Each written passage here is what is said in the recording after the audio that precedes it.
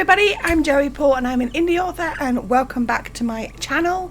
I write young adult fiction across a variety of genres, and if you think that might interest you, then think about subscribing below. So today I'm going to be doing another tag for the holiday season. I apologise that my office is not decorated yet. It is the end of November and I haven't had a chance to do so, but I will be on it as soon as possible. So this tag was originally co-written by RUNO and me, and Dow's channel is linked below. So it's basically all about characters and the winter season. So there are some rules. You have to give a short synopsis of your current work in progress, and you can use each character up to 3 times. So I'm going to be using Crime & Chronicles The Second Pang because that will be coming out in 2022, and I figured it's a better way to use that than one of the ones that's not going to come out for several years. So, short synopsis. Second Pang is about Jessie, who is 15 and an empath. She has a group of friends, she's disabled, and she can physically feel certain people's emotional and physical pain, and it really just leads to hijinks and difficult situations. She already has chronic pain, so this is on top of it as well, and it's something that she's learning to live with. So I can't remember how many questions there are because they're not numbered, but here we go, jumping right into it. Number 1, which of your characters is likely to slip and slide? That's probably going to be Jessie because she's in a wheelchair, and I don't know if you've ever tried to push a wheelchair on ice, but it ain't easy. It's not fun either. Number 2, which of your characters would be the first out there to build a snowman?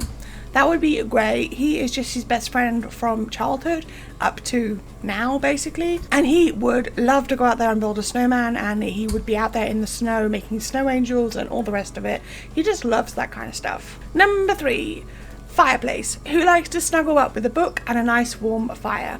Now this one was a tie between Mira and Ro. Mira is Jessie's girlfriend, Ro is one of her friends, and I think I'd probably go with Ro. She's very much a reader and she would very much enjoy the inside where it's warm and nice and thank you very much, rather than the outside where it's cold and she might get wet. Number 4, Hot Chocolate, who takes charge of what to do on a cold day. This would probably be Mira because she's very much a take charge kind of person, and she would very much like to dictate who does what and all the rest of it. Number 5, Snowflakes, who doesn't mind the cold and who would prefer to live on a tropical island away from it. So who doesn't mind the cold would be Gray, just because he's not that kind of guy and he doesn't mind getting cold and wet and stuff. He thinks it's too pretty otherwise. And Jessie would like to live on a tropical island away from it all because the cold aggravates her pain and it doesn't help matters. Number 6, who would wear the most ridiculous holiday sweater? That would be Gray, just the way he is. He gets so into the season and he would just be like wearing it with pride and all the rest. Number 8, Presents, who buys the most thoughtful presents? That would be Ro. She's the kind of girl that she will really put a lot of thought into presents and stuff like that, and she's kind of very thoughtful about how she does it, and she'll search and search and search and search and search until she finds the perfect thing. Number 9, Bar Humbug, who doesn't celebrate or get into the season and why? That would be Marcus, and he has a very good reason. His family died recently, and so for him the holidays are a reminder of what he's lost. So he's just not going to get into it. Number 10, Yule, which two are most alike but wouldn't agree with you saying so? That would be Craig, who is one of Jessie's friends, and Marcus. Just simply because while they're both very similar, they both like to think that they're not.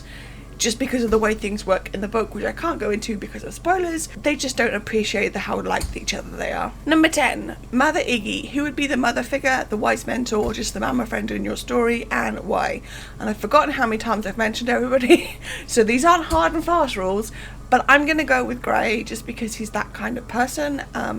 He is very much the wise one and the one that would take charge of everybody if in danger and stuff like that. Number 11, Mistletoe, who is a double-edged sword type of character, healing to some and poisonous to others. That would be Marcus, and he's a great guy and he's a nice guy. It's just he's definitely got different sides to him that people don't always see. Number 12, Longest Night, which character is more likely to withstand all the downs of an antagonistic force and still keep up hope for the brighter days? That would be Ro. She struggled with depression in the past, and she's someone that will keep pushing through and all the rest of it, and she really does try to be there for everybody and make sure they're looking forward to what comes up ahead. And number 13, Northern Lights. Which character is the colourful spirit who lights up everyone else during the dark and longer nights? And again, I've forgotten how much I've mentioned everybody, but this would be Ro again, because she's someone who, even though she suffers from depression, she really does bring the light with her and all of it. She really does strengthen and be there for her friends and help support them and just make sure they laugh and joke and everything else. It could also be Craig, because he's someone that is very good at sensing a situation and finding the fun in it, or the funny in it, just to bring a smile to people's faces.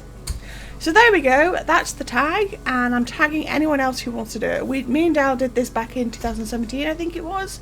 I didn't really go very far because I think we were both doing quite small challenges at the time. So if you want to do this, please feel free. The questions are linked below, and we would love to see you spread out across Authortube. So happy December. How are you doing after NaNoWriMo if you did it? Let me know in the comments down below. So that's all I've got time for today. If you want to support my channel, you can comment, like or subscribe. I post new videos on Thursdays. You can find me all over social media, and my books are available everywhere. And don't forget to pick up Lights Off, which is the third in a Young Adult Dystopian trilogy. And also don't forget to grab a ticket to Author City in Birmingham in July 2022, where I'll be signing books. All the links for which are listed below. Thanks for watching, and remember to keep writing. Bye!